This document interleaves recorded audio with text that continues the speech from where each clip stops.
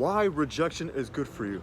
You know, we've all gotten rejected, whether it's asking a girl on a date, getting that job interview, or closing a sale. Everybody's gotten rejected at some point in their life.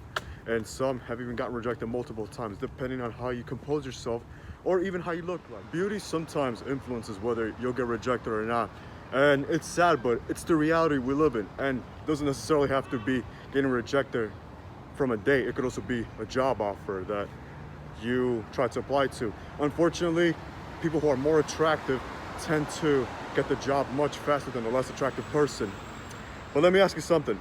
What happens when you get rejected? What do you feel exactly? Is it your ego that gets hurt? And what exactly is your ego? Well, first think of your ego as your perspective on your own self-worth, on your own self-esteem. And try to imagine yourself changing your ego or changing your perspective of you. We're gonna have to start with changing how you view yourself.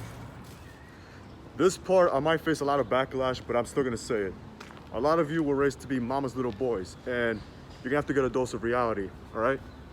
You might be special to your mother, but you're not special to the world. The world doesn't care about you. They don't give a damn about you. Only your mom will. And you have to realize that when people reject you, you should not take it personally. You should never, ever go to the extreme and say, oh man, you know, this person's missing out, or you know what, F them, I could do much better. That's the worst thing you could do, because that kind of behavior, it's gonna impair you mentally. It doesn't let you grow as a person.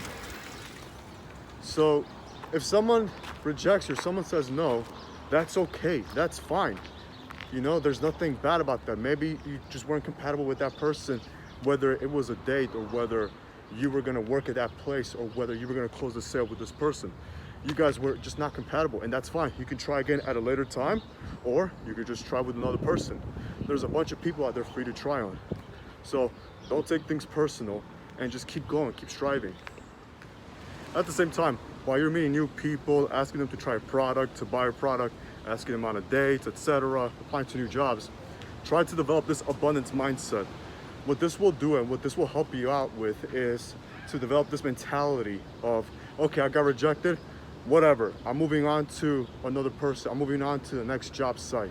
Whatever it is, this will help you mentally and help you grow as a person, because a lot of people out there, they can't handle rejection. When they get rejected, it's like the end of the world for them, and they need to develop this abundance mindset. Like, there's an abundance out there of opportunities for you. So don't get stuck with just one job site or one person. Keep going, keep striving forward, move forward.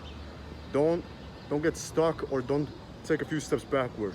Keep going forward and try to develop this abundance mindset. Ingrain it inside your brain, tattoo it inside your head, and think that the world has abundance for you.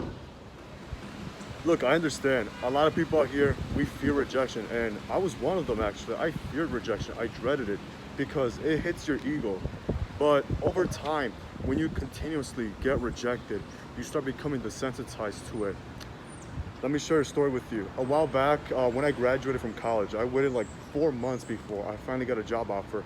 And during that time, I was so depressed. Like I was stuck at home just playing video games and just like eating chips on the couch. Yeah, it just got to that point, because I would go on job interviews and I would get rejected. I would get a call like a week later, and they would tell me, hey, listen, so and so happened.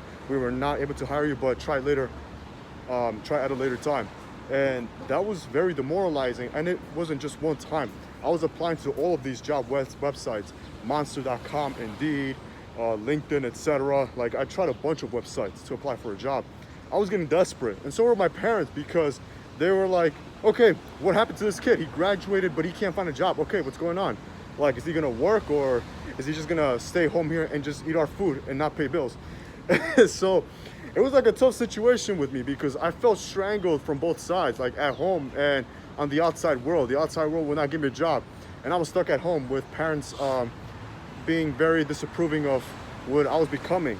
And yes, during that time, I kind of grew a belly too, because I wasn't eating right. I was eating junk, which was like further making me spiral downwards into depression.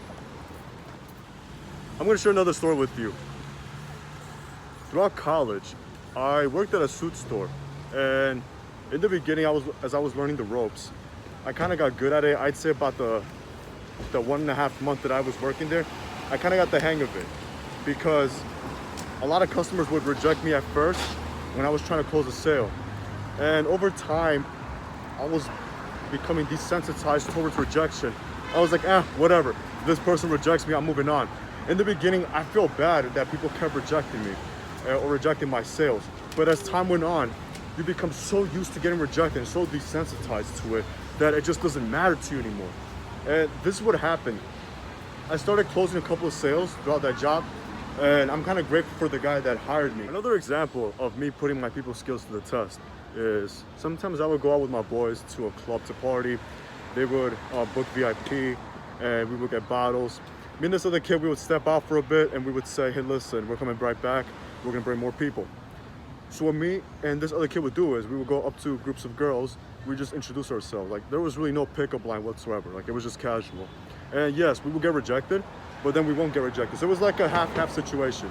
And sometimes they would come back with us to the VIP section. We would introduce everybody. Everybody's drinking and having a good time. So what is it that I'm trying to tell you exactly?